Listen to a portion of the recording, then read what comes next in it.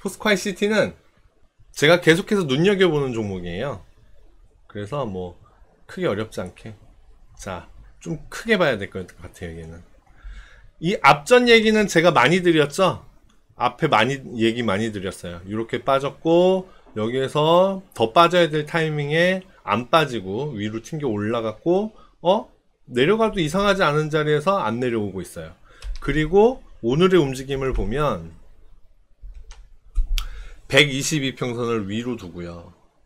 변동폭 보세요. 안 움직이죠, 아예. 아래로 0.4%. 오늘은 좀 나쁜 움직임을 보였네요.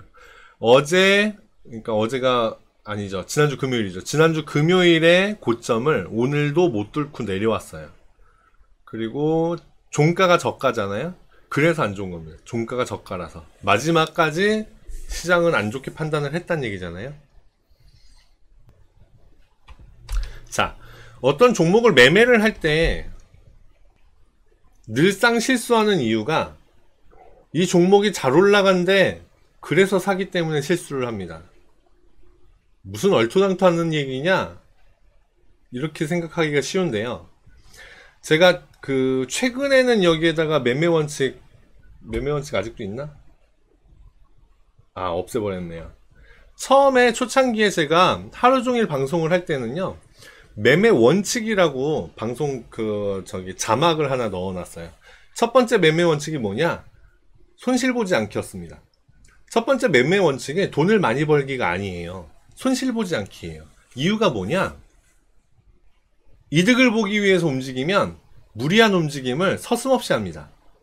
그리고 안전장치보다는 더 큰 꿈을 키우고 더 큰 환상에 젖어서 차트가 움직이는 그 흐름, 시장이 움직이는 그 흐름을 제대로 눈 뜨고 보지를 못해요. 꿈꾸고 있어요. 눈을 뜨고서 꿈을 꾸고 그 꿈 꾼 거를 그 차트에다 투영을 합니다. 그래서 제대로 보지를 못해요. 그래서 이득 보는 걸 생각하지 말라. 반대의 개념으로 접근을 하셔라. 손실 보지 않기. 내가 매매를 하는데 매매를 하는 첫 번째 이유가 손실 보지 않기 위해서 매매하는 거예요.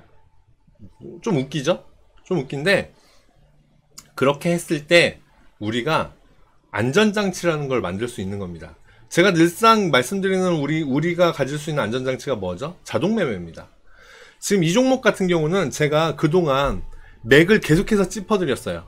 아래쪽으로, 지금 위로는 안 튕겨 올라가고 이렇게 안 올라가고 있는데 적어도 아래쪽으로 얘가 빠지면서 이 가격대를 깨면 그때는 버리셔라. 그때는 얘가 뚫고 아래로 내려가는 거다. 그러니까 그때는 버리셔라라고 항상 아래쪽으로 손절 가격은 제가 늘 제안을 합니다.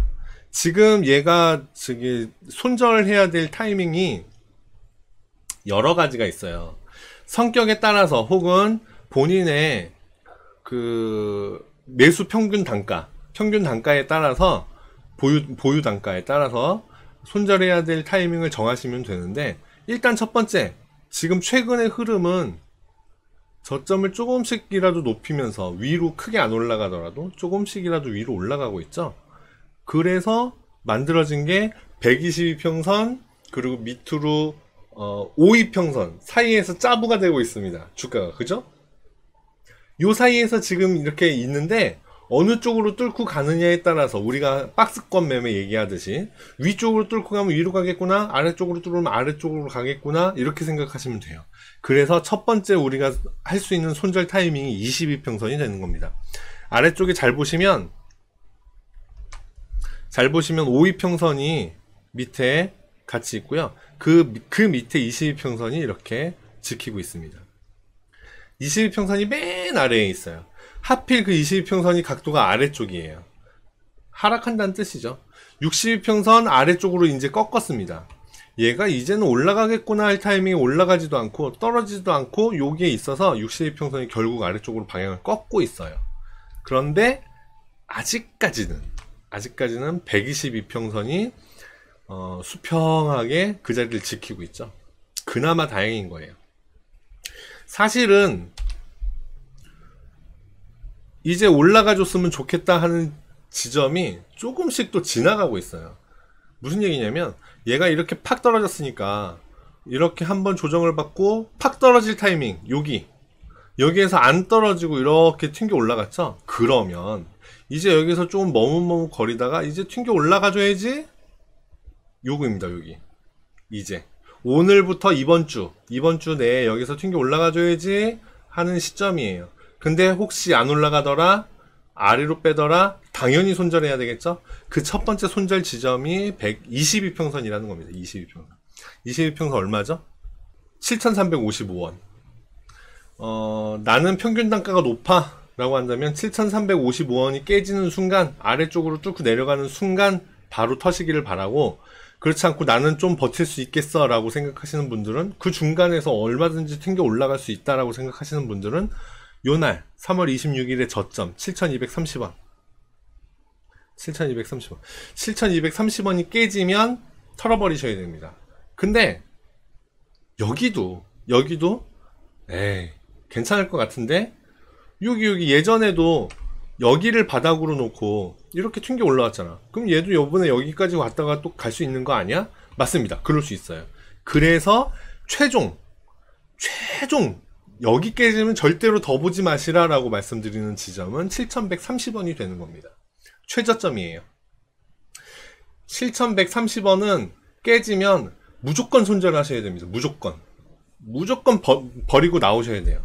근데 그렇지 않고 난 거기까지도 못 견뎌 그러면 7,230원 7,130원이 못 견디실 분들은 7,230원 깨지면 바로 손절하고 나오시고, 7,130원 튕겨 올라가면 그때 다시 사시는 걸로 그렇게 하시고, 그렇지 않다 나는 거기까지 7,230원도 못 견딘다 하시면 여기 22평선 7,355원 거기가 깨지면 그냥 나오셔라, 요렇게 얘기할 수 있겠습니다. 제가 말씀드린 지금 손절 라인, 그 손절 라인을 얘가 지켜주면 계속 보는 거예요. 언제 올라갈 것 같나요? 그런 거 신경 쓰지 마시고요. 아래쪽으로 뚫고 안 내려가면 그냥 보고 있는 거예요. 언제건 올라가겠지. 요렇게 보는 겁니다. 그 올라가는 타이밍까지 잡고 싶고, 그리고 가급적이면 좀 빨리 움직이는 종목을 잡고 싶다. 그러면 전체적인 흐름을 놓고 판단했을 때 이 종목은 들어가시면 안 되는 거였어요. 앞에도 보면 제가 지난주에 이 종목 봐드리면서 이런 얘기 했었죠. 얘 앞에도 이렇게 3개월 동안 옆으로 기었던 적이 있었다. 지금 그러려고 하는 모습이 조금 보인다. 제가 그런 얘기 했었죠. 지금 이제 1개월 된 겁니다. 그러니까 앞으로 2, 3개월 더 여기에서 민기적거릴 수 있다는 얘기예요. 그런 종목입니다. 지금 들어가신 종목이 그런 종목이기 때문에, 그러니까 언제 얘 왜 안 올라가고 이러고 있지? 그렇게 스트레스 받지 마시고 그냥 마음을 놓고 아래쪽으로 제가 제시해드린 손절 가격 거기까지 안 가면, 그러면 그냥 포기하고 갖고 계셔라. 그러다 보면 언젠가 한번 움직이겠지, 뭐 이렇게 생각을 하셔야 된다, 이런 말씀입니다. 굉장히 조금 스트레스를 많이 주는 종목이네요, 그죠? 포스코 ICT가 최근에 전기차 관련해서 이슈가 많이 있는 걸로 알고 있어요. 그래서 포스코 ICT도 굉장히 전망이 좋다라고 많이들 얘기를 했었었는데, 아직까지 뭐 큰 흐름을 보이지는 않고 있죠. 제가 그래서 기본적 분석을 나쁘게 보는 건 아닌데, 뭐 기업 전망이라든가 이런 거, 뉴스 같은 거 이런 거 잘 안 믿어요. 뭐 전기차 이슈가 나오기는 했는데, 전기차 뭐 하루 이틀인가요? 그죠? 그냥 인기를 끌려고 사람들이 만들어낸 좀 얘기다 싶어서, 뉴스나 테마는 가급적이면 따라가지 마시라, 저는 그렇게 주로 말씀을 드리는데, 여하튼 포스코 ICT는 지금 그러고 있어요. 전기차 이슈가 있지만 여전히 좀 조용하고 있습니다. 조만간 또 떠주겠죠?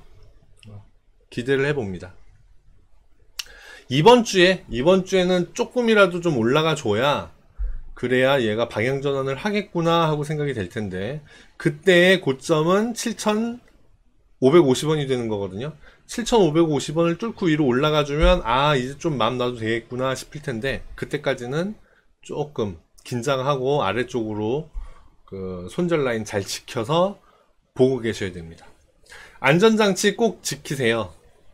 우리가 운전할 때 안전벨트 하듯이 우리가 주식할 때 안전벨트처럼 매야 되는 것이 자동매매입니다. 로스컷, 자동매매. 요거는 꼭 실행을 해 놓으셔야 됩니다. 잘 이용하셔서 큰 손실 없이 시장에 오래 남아 있으시겠다, 요런 각오로 매매를 하시면 훨씬 발전하기 좋으실 겁니다.